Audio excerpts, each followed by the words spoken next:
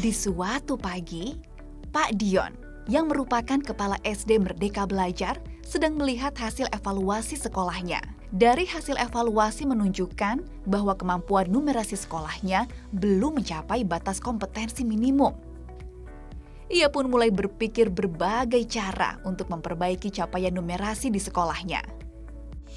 Pada waktu yang bersamaan, Budian memiliki kekhawatiran yang berbeda sebagai kepala SMP Gotong Royong.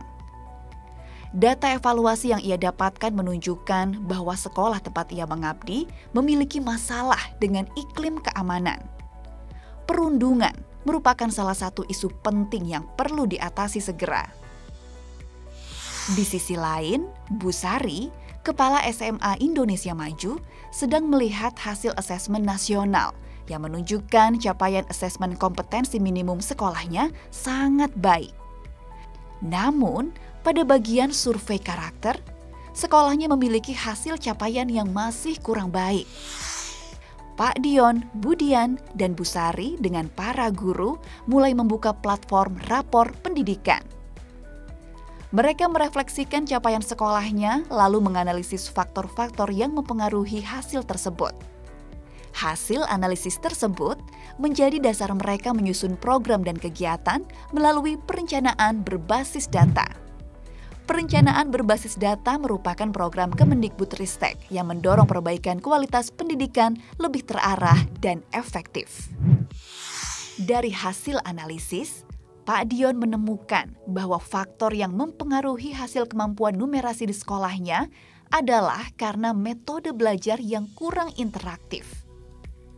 Pak Dion dan para guru pun merencanakan untuk lebih melibatkan murid-murid untuk mendukung proses belajar mengajar di sekolahnya. Hal yang serupa terjadi pada Budian dan para guru di SMP Gotong Royong. Mereka menemukan bahwa masalah perundungan di sekolahnya terjadi karena berawal dari ejekan antar murid. Mereka pun merencanakan untuk mengadakan kegiatan diskusi rutin yang interaktif dan menarik bagi para murid tentang perundungan dan meningkatkan kualitas layanan bimbingan konseling. Bu Sari yang sekolahnya memiliki kekurangan di aspek karakter juga menemukan bahwa ternyata hal tersebut dikarenakan kurang adanya kolaborasi dan kepedulian sosial antar muridnya.